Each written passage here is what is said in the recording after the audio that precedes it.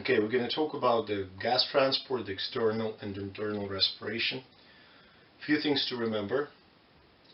First, the solubility of gases in water decreases when temperature goes up. That's number one. Number two thing to remember, the higher the pressure of the gas over the fluid, the higher the concentration of that gas in the fluid. What it means. If you have more, oxygen over the fluid, more and more you increase the pressure of oxygen over the fluid, you're going to have more and more oxygen inside the fluid. So if you increase pressure of CO2 in your lungs somehow, there's going to be more CO2 in your blood. Okay. Now, briefly, I'm not going to require any numbers or anything, but let's put this in a perspective. So this is tissues, and this is lungs. And this is blood.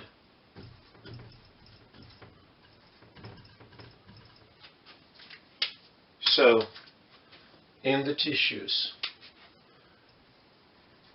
carbon dioxide goes from tissues to the blood.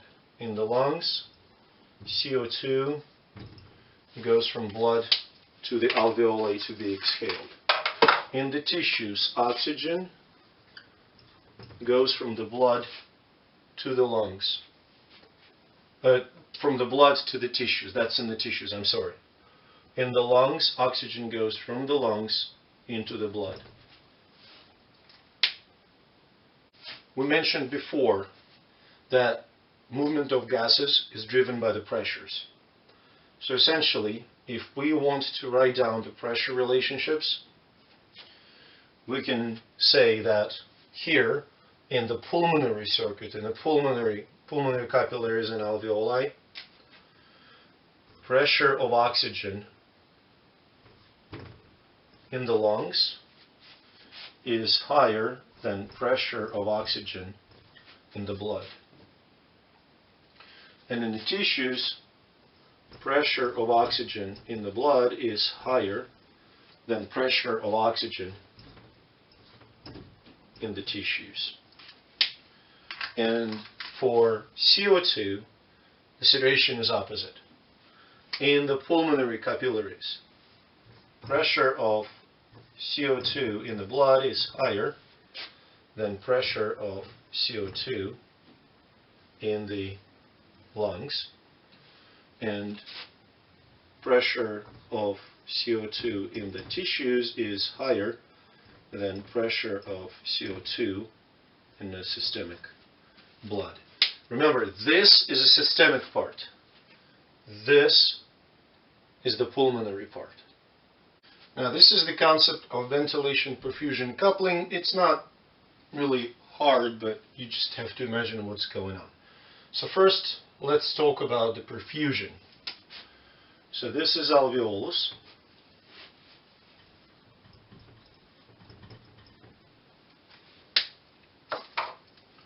And this is the pulmonary capillary. And this is some kind of a large pulmonary arteriole.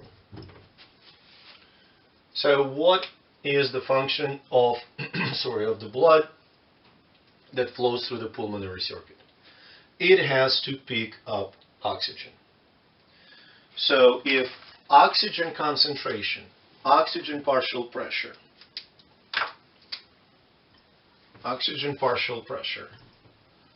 in the alveolus goes up,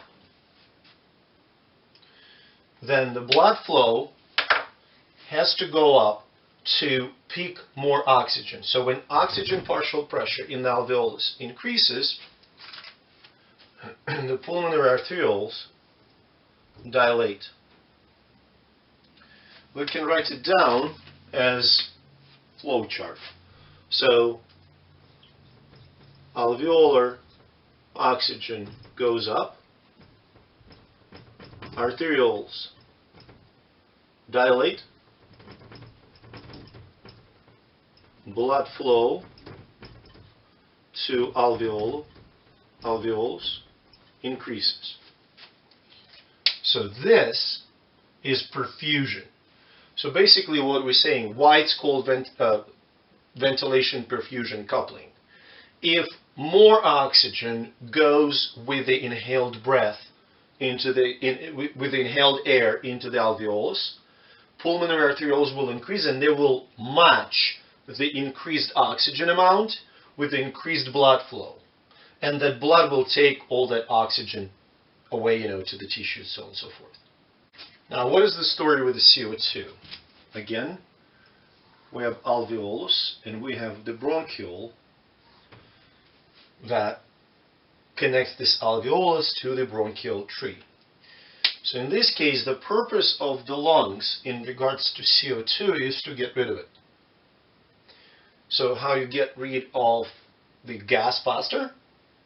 You dilate respiratory passages. So when CO2 concentration in the alveoli, the pressure of CO2 goes up, bronchiole that leads to that alveolus dilates. So we can put it in the perspective like this, in the form of a flow chart again.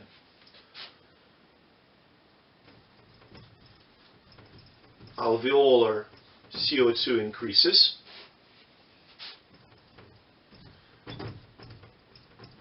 Bronchiole dilates. Ventilation increases. So essentially, why we call it ventilation perfusion coupling? If we put it in the perspective of, if we add oxygen, if oxygen increases, then perfusion increases. When perfusion increases, it brings back more CO2. More CO2, bronchiole dilates, CO2 gets exhaled.